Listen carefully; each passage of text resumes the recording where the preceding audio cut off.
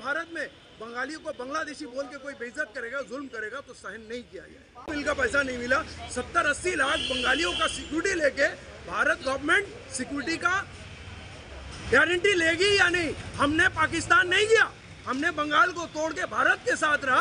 अब भारत सरकार हमारा सिक्योरिटी का गारंटी लेगा कि नहीं, ये भारत सरकार का ड्यूटी होता है, लेना पड़ेगा। और इस भारत में हमें पीट पीट के मार दिया जाएगा, फोटो उठा के उसकी नुमाइश किया जाएगा और उनको तहफ़्फ़ुज़ दिया जाएगा, उन लोगों को बचाया जाएगा। हरियाणा गवर्नमेंट का सीएम उसके प्रोटेक्शन कातिलों के फेवर में बात करेंगे, ये काबिल बर्दाश्त नहीं है।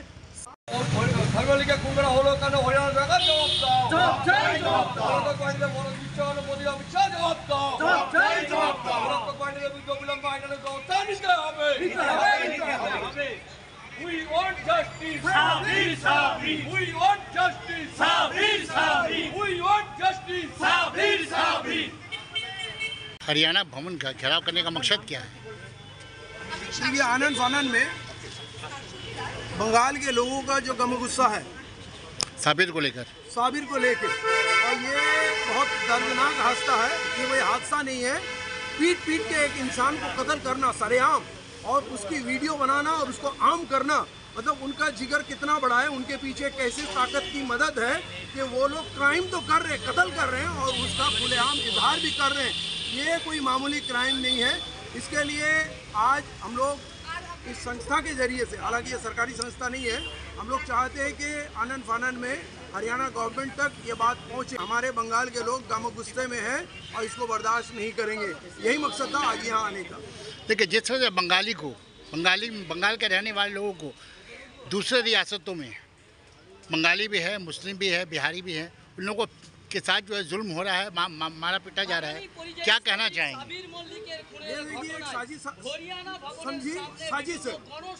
बंगाल के लोग हुनरमंद लोग हैं, चाहे काश्तकार हो, चाहे जरी का काम हो, चाहे सोने का काम हो, चाहे कंप्यूटर का काम हो, चाहे कुछ भी टेक्नोलॉजी साइंस के काम हो, हर काम में बंगाल के लोग माहिर है और पूरे भारत में ये लोग फैले हुए हैं।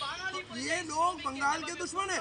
इन्होंने आज़ादी के जंग के बाद आज़ादी मिली तो बंगालियों को दो टुकड़ा किया। बंगला स्टेट जो था बंगो, उसको तोड़ा, बंगाली को कमजोर किया। अब जब हम एक टुकड़े पश्चिम बंगाल के लोग यहाँ हैं तो इनको भी अब ये कुचलना चाहते हैं। जैसे आसाम में एनआरसी के नाम में बंगालियों को कुचला गया, जो त्रिपुरा में उनके साथ बदसलूकी किया जा रहा है। ये चाहते हैं कि हम दूसरे शहर के नागरिक हो, हमारा नागरिकता छीन लिया जाए, हमारे ऊपर तोहमत लगाया जाता है कि हम बांग्लादेश से आए हुए।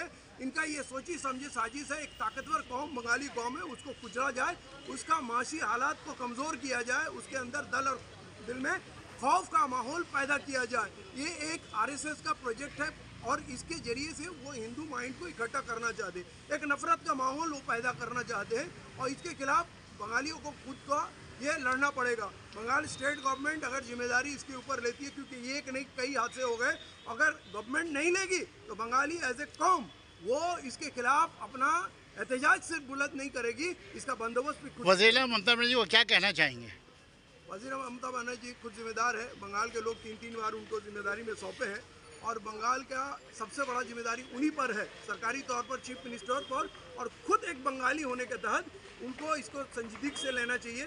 सिर्फ एक हादसे के बाद एक नौकरी या कुछ पैसा देना सोल्यूशन नहीं है। हमारे 70-80 लाख नौजवान बाहर काम कर रहे हैं, उनका सिक्योरिटी का, तहफ़्फ़ुज़ का पूरा बंदोबस्त सोचना पड़े मुख्यमंत्री को।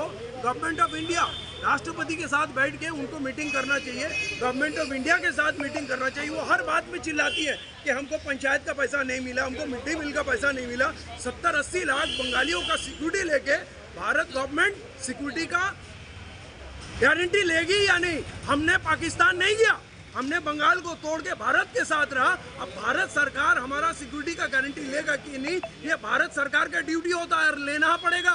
और इस भारत में हमें पीट पीट के मार दिया जाएगा, फोटो उठा के उसकी नुमाइश किया जाएगा और उनको तहफ़्फ़ुज़ दिया जाएगा, उन लोगों को बचाया जाएगा। हरियाणा गवर्नमेंट का सीएम उसके प्रोटेक्शन कातिलों के फेवर में बात करेंगे, ये काबिल बर्दाश्त नहीं है।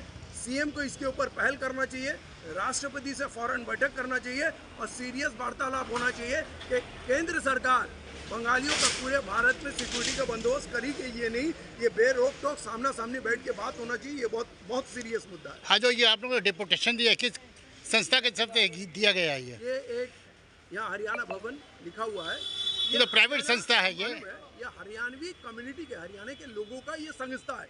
तो कहीं ना कहीं हरियाणा से ये लोग जुड़े हैं।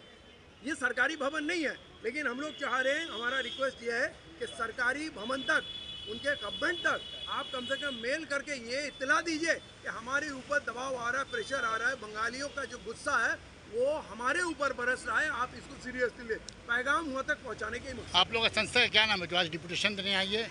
आज हम लोग ह्यूमन राइट्स जितने ग्रुप है सभी लोग आए, लेकिन हम लोग भीम आदमी आज़ाद समाज पार्टी से जुड़े हुए चंद्रशेखर आज़ाद के साथी हम लोग हैं।